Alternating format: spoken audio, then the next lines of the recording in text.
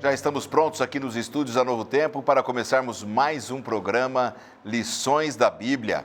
Você é muito bem-vindo, você, sua família, as pessoas que estão contigo agora aí, para juntos aqui, vocês em casa, nós aqui no estúdio, podermos entender melhor a palavra de Deus. Nesta temporada, estamos estudando um tema importante, como podemos nos preparar melhor para o tempo do fim. Exige preparo, o tempo do fim é um período profético que envolve o tempo que antecede a volta de Jesus. Cremos que estamos vivendo nesse período profético importante e que em breve veremos Jesus voltando nas nuvens dos céus. Hoje, dois amigos retornam ao programa pela terceira semana consecutiva, os amigos da Casa Publicadora Brasileira, a editora da Igreja Adventista do Sétimo Dia, uma instituição irmã aqui da TV Novo Tempo, os nossos amigos pastores Márcio Nastrini e Diogo Cavalcante. Muito bem-vindos, viu, amigos, mais uma vez aqui. Prazer é nosso. É uma honra. Uma alegria recebê-los aqui no programa pela terceira vez nesta temporada e discutirmos aí um tema tão especial. Esses dois amigos são editores que dedicam a vida para a edição de livros, revistas, um manual de estudo dos jovens, no caso o pastor Márcio Nastrini, e dedicam suas vidas já há anos ali nesta editora para produzirem bons materiais que promovam a salvação e esta aproximação do Senhor Jesus, que é o que Deus tanto deseja de cada um de nós. Nós vamos começar então o estudo de hoje orando com vocês. Vocês oram em casa, nós vamos orar aqui com o pastor Márcio Nastrini. Por favor, pastor. Grandioso Deus, nosso Pai, agradecemos imensamente a oportunidade que nos dás de mais uma vez estudar a Tua Palavra. Ajuda-nos a compreender o tema que temos tratado durante estas semanas, a fim de que nos preparemos para o fim dos tempos nessa terra e o reinado contigo pela eternidade afora. Pedimos em nome de Jesus. Amém, Senhor. Amém, amém. E o autor do nosso manual de estudos, o pastor Norman Gulley, tem uma palavra especial sobre o tema dessa semana. Acompanhe. O livro de Hebreus é como um quinto evangelho, não é? Ele fala tanto sobre o Cristo ressurreto e ascendente que ministra por nós no santuário celeste. Ali encontramos o Cristo que viveu a vida humana, entende tudo sobre nós, sabe o que é vencer. E agora, no santuário celeste, Ele intercede por nós, dia a dia. É perfeito pensar que seu sacrifício foi para todo sempre. Como diz no livro de Hebreus, não precisa ser repetido, foi suficiente. Cristo disse, terminou.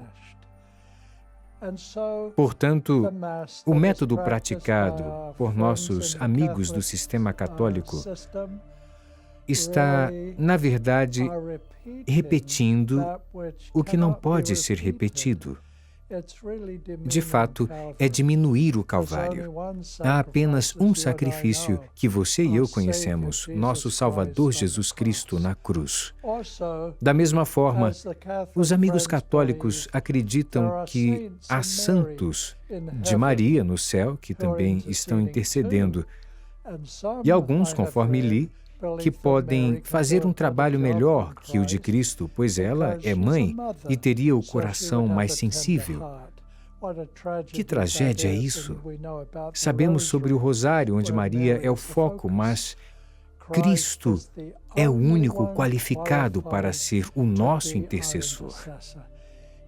Ele é o único que morreu na cruz e que agora intercede por nós.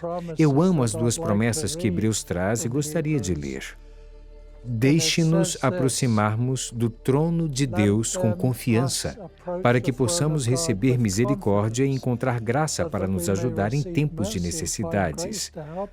Cristo está apto a salvar por completo aqueles que vêm a Deus através dele, porque Ele vive para interceder por eles. Que maravilhosas boas novas! Nós temos um Salvador. Não precisamos de nenhum outro. Não somos salvos por nossa igreja, não somos salvos por nossas obras. Somos salvos pela vida, morte, ressurreição, intercessão e futura vinda de Cristo para nos levar ao lar. Mais boas novas. Bom, com essa introdução, nós já podemos começar a conversar com vocês aí em casa. Amigos, um tema um pouco mais complexo dentro deste manual de estudos, Cristo no Santuário Celestial. Esta é uma figura comum na Bíblia. Como é que a gente pode entender aqui este título da lição dessa semana, pastor Diogo? Olha, pastor, a figura do santuário celestial e o ministério através de sacrifícios, ela percorre toda a Bíblia, de Gênesis a Apocalipse. Começa com Caim e Abel. É pedido que eles façam ali um sacrifício, mas antes deles, houve um sacrifício também de um animal para prover as roupas ali para Adão e Eva. E assim, ao longo do tempo, Abraão, Isaac, Jacó, e depois veio o tabernáculo no deserto com Moisés, e depois do tabernáculo, o templo de Salomão. O templo foi destruído, foi reconstruído, e a partir de Cristo, da vinda de Jesus, o véu foi rasgado, na morte de Cristo, foi rasgado de cima a baixo, e foi iniciado agora um ministério no santuário celestial. E a base para sabermos que existe um santuário celestial está lá em Hebreus, capítulo 8 a 10. E lá diz que Cristo é o sacerdote do santuário que Deus erigiu e não o homem. Então, essa é uma introdução que eu poderia dizer assim, em relação ao santuário na Bíblia. Entendi. Ora, pastor Nastrini, com a entrada do pecado no mundo, como disse aí o pastor Diogo, o plano da salvação criado antes da fundação do mundo entrou em prática. Então, a morte entrou no mundo. Né? A instituição da morte dos cordeiros, que apontavam para Jesus como Cordeiro de Deus, instituindo a salvação. Como disse o pastor Diogo, através dos séculos, essa foi uma educação linear, não é? Pai passando para filho, aquilo que simbolizava realmente a salvação. E isso virou um costume de Israel. Toda vez que eles viam o sacrifício, eles se lembravam de que um dia viria o Messias. Esta figura do sacerdote, ela fazia parte totalmente do serviço de adoração do antigo Israel em todas as suas fases, não é? Sim, sempre fez parte, depois de instituído. Nós vemos, por exemplo, que Abraão teve um encontro com Melquisedeque antes de existir o povo de Israel e estabelecer o tabernáculo no deserto e depois o templo de Salomão, como mencionou o pastor Diogo. Esse ofício sacerdotal, na época patriarcal, era para o chefe de família. Na família de Abraão, por exemplo, existia cerca de 1000 pessoas, entre servos, servas, filhos, parentes. E quem era o sacerdote? Era Abraão. Em termos assim, quem era o líder espiritual? Era Abraão. Mas ele encontra-se com Melquisedeque, rei de Salém, que não tinha genealogia, um tipo de Cristo no Antigo Testamento, e ele devolve o dízimo e aceita Melquisedeque como sacerdote antes da instituição oficial sacerdotal que foi designada a tribo de Levi, uma das 12 tribos, não é, de Israel ou dos filhos de Jacó. Agora, qual é a importância do título dessa semana? Cristo, mas no santuário celestial. Então aqui já está falando após a ascensão de Cristo, e se Ele é meu Salvador e me salvou, por que eu preciso de um intercessor ainda? E num santuário celestial, não no terrestre, que terminou com a morte de Cristo na cruz. Não é? Porque todos aqueles serviços, né, que eram feitos no santuário, eles apontavam para o Messias que um dia viria. Quando ele veio, cessou tudo. Terminou tudo. Então, o que era o santuário? O santuário era o Evangelho ilustrado. Eles olhavam para o santuário, a morte do Cordeiro, o confessar o pecado sobre a cabeça do Cordeiro, imolá-lo e depois entregá-lo ao sacerdote, o sangue aspergido, era o evangelho de maneira ilustrada. Quando vem Cristo, o antítipo, aquilo termina. Então, hoje, por que eu preciso de Jesus no santuário celestial? Se o da terra terminou, extinguiu-se com a morte de Cristo. Porque Jesus continua sendo o meu intercessor, porque eu continuo pecador, mesmo depois de aceitá-lo. Então, introdutoriamente, nós poderíamos falar que Cristo no santuário celestial, ele é advogado, mas um dia ele virá como juiz. Entendi. Que é a fase final desse santuário celestial. Pastor, Pois não. Lanza, eu acho importante, às vezes, a gente também ir à Bíblia e citá-la Claro. atualmente. Nós temos aqui em Hebreus 8, versos 1 e 2, afirmando claramente a realidade do santuário, para que fique claro para todas as pessoas que estão nos ouvindo. Ora, o essencial das coisas que temos dito é que possuímos tal sumo sacerdote que se assentou à destra do trono da majestade dos céus, como ministro e santuário do verdadeiro tabernáculo que o Senhor erigiu e não o homem. Então, Cristo, ele é aqui dito como sumo sacerdote. E ele está hoje à destra do trono da majestade nos céus, como ministro do santuário e do verdadeiro tabernáculo que o Senhor erigiu e não o homem.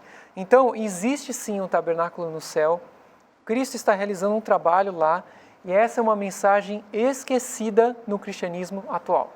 E a gente precisa resgatar, e eu acho muito interessante esse tema dessa lição, para resgatar esse aspecto. Interessante, presente no Velho Testamento, não é? Presente no Novo Testamento, mas muitas pessoas acabam não gostando muito de estudá-la, porque talvez exija bastante tempo para se entender, para se buscar a compreensão desse tema tão fundamental. Se o sacrifício de Cristo era o supremo sacrifício, era aquele que estava sendo esperado pelo antigo Israel, como é que a gente pode entender esta visão que o povo de Israel tinha deste sacrifício supremo que Jesus faria? E por que Israel não aceitou o sacrifício supremo do Senhor Jesus naquele período, pastor Nastrini? Bom, eles não aceitaram, primeiramente, porque eles esperavam um Messias libertador da opressão e da escravidão que eles viviam sob o Império Romano. Como Jesus vem como um servo e não para ser servido, e vem como uma pessoa do bem e trazendo amor e perdão dos pecados e falando do reino de Deus como algo futuro, eles então pensam, bom, esse não é o Messias que nós esperávamos. Não é? Mas eles esqueceram de ver, como o pastor Diogo colocou, que grande parte do cristianismo hoje coloca de lado também o ensinamento ilustrado do Evangelho através do tabernáculo e do santuário terrestre, que Cristo era o cumprimento de tudo aquilo. Quando eles perderam essa noção de todo aquele Evangelho figurado, cuja realidade chegou, então eles rechaçaram aquele Messias como não sendo o ungido de Deus para a salvação de Israel. Eu creio que essa ligação entre o santuário, que eles perdem essa noção, com o Cristo que eles esperavam, que era um Cristo revolucionário, e que os resgataria da escravidão e novamente firmaria o reino de Israel, literal, eu creio que isso aí é que os deixou assim, meio atônitos, e então eles rejeitaram aquele Messias. Interessante, o pastor Diogo falou agora há pouco, né? Que a prova de que foi o sacrifício supremo é que na morte de Jesus, quando Jesus expirou, o véu do santuário se rasgou. De cima a baixo, né? Houve um tremor ali, né? Um terremoto real. Terra, aquele ruído, aquele som, como se colocando assim, ó, está aceito. Esse era o sacrifício que faltava. E o véu se rasgando, simbolizando que todo aquele cerimonial não era mais necessário, né? A partir daquele período, então, não haveria mais a necessidade de se matar o cordeirinho, né? Porque Jesus, ele era o supremo cordeiro, né? Que já nós vamos falar um pouco mais sobre isso. Então, dentro da visão de vocês, Israel antigo não aceitou o sacrifício porque havia uma dificuldade até para entender o momento histórico que estavam vivendo e a aceitação de que Jesus não veio de uma família nobre e etc. Não, esse não foi um sacrifício real. Isso mostra que o ser humano está muitas vezes mergulhado tantas vezes em política, em castas, que se esquecem de ver o centro do Evangelho e da verdade, pastor Nastrini? Eu creio que sim. Nós mesmos como cristãos, como demora a chegada e a volta de Cristo, que nós tanto aguardamos, nós às vezes caímos um pouco na monotonia da nossa experiência religiosa. Ir à igreja, estudar a Bíblia, orar, mas as coisas continuam acontecendo. O mal está ao nosso redor, as doenças estão em nossa família, familiares queridos morrem, não é? Repentinamente. Nossos filhos têm problemas para se fixar e se arrumar na sociedade quando crescem, quando casam, etc., estabelecer um lar, uma família, e Jesus tarda a voltar.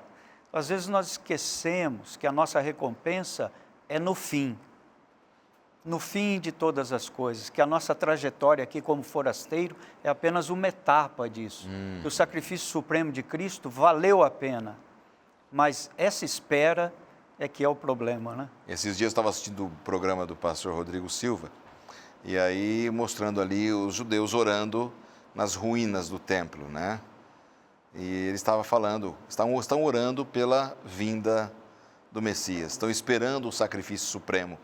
E o sacrifício já veio, já aconteceu, mas possivelmente pelo orgulho humano não aceitaram na época aquilo que Deus havia providenciado para a humanidade, né, pastor Diogo? Você já deve ter visto essa cena, com certeza, deles orando ali, buscando, esperando que esse cordeiro venha. E o cordeiro já veio, já teve a solução. Pois é. Eu acredito que em grande parte, muitas vezes, atualmente eu poderia dizer pelo menos, a rejeição da parte dos nossos irmãos judeus em relação a Cristo, seja uma rejeição também derivada da perseguição que eles sofreram ao longo dos séculos. E a rejeição que eles têm não é de Cristo em si, mesmo porque entre os judeus existe muito respeito por Jesus, mas uma rejeição do cristianismo, que matou muitos judeus, que levou ao holocausto, né? Que pregava a destruição de aldeias, de crianças, de mulheres, né? Então, a reação deles que nós vemos hoje é uma reação de autoproteção, não é? Agora, um ponto que seria importante todos refletirem, não somente judeus, mas cristãos, é que, além de o Messias vir para o mundo e estabelecer um reino de justiça, esse Messias teria que sofrer. Ali em Isaías capítulo 53, no verso 4, diz assim: certamente Ele tomou sobre si as nossas enfermidades e as nossas dores levou sobre si, e nós o reputávamos por aflito, ferido de Deus e oprimido. E aí diz aqui mais, né, no verso 5, mas Ele foi traspassado pelas nossas transgressões e moído pelas nossas iniquidades. O castigo que nos traz a paz estava sobre Ele, e pelas suas pisaduras, ou seja, seus ferimentos, nós fomos sarados. Então, o Messias, ele teria que sofrer por Israel. Alguns intérpretes judaicos, eles dizem que aqui é Israel que sofre, porque Israel, ao longo da sua história, passou por muitos sofrimentos. Mas como Israel iria sofrer por Israel? Não é? É uma questão lógica. A questão aqui que o texto de Isaías 53 diz é que o Cordeiro de Deus, Jesus, sofreria por Israel e pelo mundo e seria transpassado pelas iniquidades das pessoas. Para quê? Para nos salvar, para nos dar a paz e para nos dar a cura do pecado. Maravilha. Nós vamos para um rápido intervalo. Eu já quero partir desse ponto que o pastor Diogo colocou, o pastor Nastrini respondeu algumas coisas importantes. Logo após o nosso intervalo, voltamos em 2 minutos.